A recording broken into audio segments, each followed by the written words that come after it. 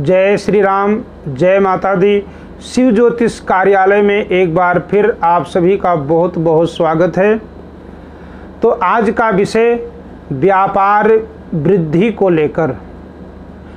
इंसान जीवन में सफल होना चाहता है, संघर्ष भी करता है, लेकिन अगर सफलता नहीं मिल रही है, व्यापार में अगर उन्नति नहीं हो रही है, व्यापार में अगर तरक्की नहीं हो रही है, तो आप को जो नियम बताने जा रहे हैं, जो उपाय आपको बताने जा रहे हैं, आप इस उपाय को कीजिए, आपको व्यापार में सफलता जरूर मिलेगी।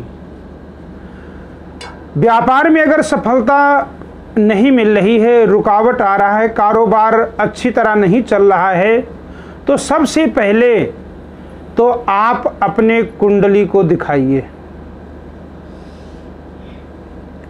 कि क्या कारण है व्यापार में रुकावट आ रही है, और उसके बाद में आपको कुछ उपाय बता रहे हैं। ये कुंडली किसी को भी दिखा सकते हैं, किसी को भी दिखाइए जो ज्योतिषी हैं, अच्छे जानकारी रखते हैं ज्योतिष में, आप उन्हें अपनी कुंडली दिखाइए और उसके अनुसार आप उपाय कीजिए।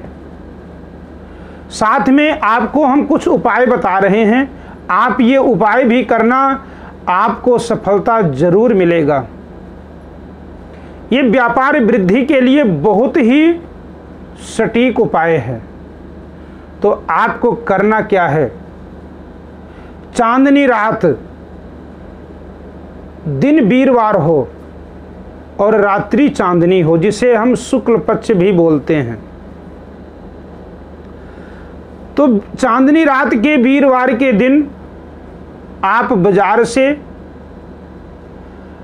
12 कौडियां खरीद के लानी है, और लाना भी है, वीरवार को खरीदना है। और उन 12 कौडियों के ऊपर सबसे पहले आप गंगा जल का छींटा दीजिए। गंगा जल का छींटा देने के बाद आप एक नया लाल कपड़ा, रूमाल के जितना ले लीजिए, तो उस लाल कपड़े के ऊपर आप वो कौडियां रख दीजिए, और उन कौडियों के ऊपर आप केसर का तिलक लगाना है। अगर केसर उपलब्ध नहीं है तो आप हल्दी का भी तिलक लगा सकते हैं।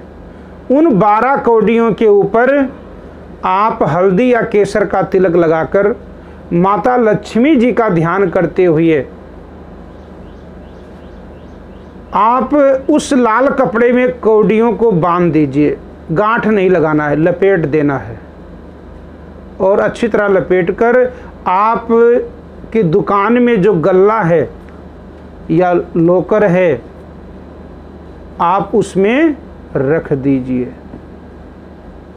माता लक्ष्मी की कृपा से आपका दुकान का गल्ला, आपकी तिजोरी, आपका लोकर रुपए पैसे से भरा रहेगा। दूसरा उपाय व्यापार वृद्धि के लिए है। व्यापार में अगर आपको नुकसान हो रहा है तो आपको क्या करना है, आपकी कमाई हो रही है, लेकिन कहीं ना कहीं नुकसान अगर हो जाता है तो आपको क्या करना है, आप एक कांच का बोतल लेना। वो बोतल चाहे 100 ग्राम उसमें सरसों का तेल आए, चाहे 50 ग्राम आए, चाहे 200 ग्राम आए, चाहे लीटर आए, इसकी कोई ग्राम की संख्या नहीं है जरूरी, बस एक शीशी या एक बोतल होना चाहिए, प्लास्टिक का नहीं, कांच का बोतल। उस कांच के बोतल में आप सरसों का तेल भर दीजिए, ऊपर से ढक्कन बंद करके, और शनिवार के दिन, अब इसमें नहीं देखना कि चांदनी रात है या अंधेरी रात है, शुक्ल पक्ष है या कृष्ण पक्ष है, इसमें विचार नहीं करना है। तो आप उस बोतल को शनिवार के दिन 4 बजे के बाद, दिन में 4 बजे के बाद आप चलते हुए साफ पानी में उस बोतल को छोड़ दीजिए।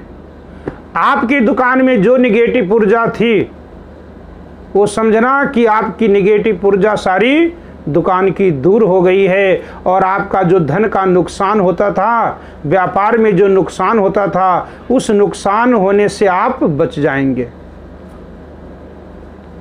तीसरा उपाय, कई बार ऐसा होता है कि सही समय पर हम सही फैसला नहीं ले पाते हैं।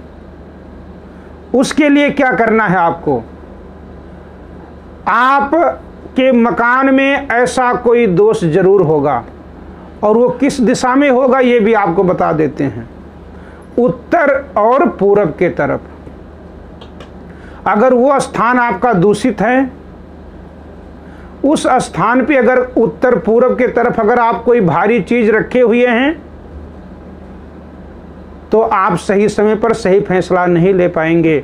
उत्तर पूरब का जो दिशा है, स्थान है आपके मकान का, अगर वो दूषित है तो भी आप सही समय पर सही फैसला नहीं ले पाएंगे।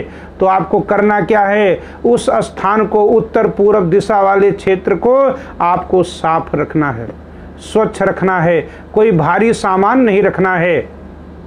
तो आप सही समय पर सही फैसला लेंगे और वही निर्णय आपके व्यापार में तरक्की लेकर के आएगी। तो आज का विषय यहीं तक, कल फिर मुलाकात होगी। तो अगर अभी तक हमारे चैनल को सब्सक्राइब ना किए हों तो आप सब्सक्राइब कीजिए, और जिन्होंने सब्सक्राइब कर लिया है उनका बहुत बहुत धन्यवाद। अगर आपको वीडियो अच्छा लगे तो आप लाइक ज़रूर कीजिए। जय श्री राम, जय माता दी।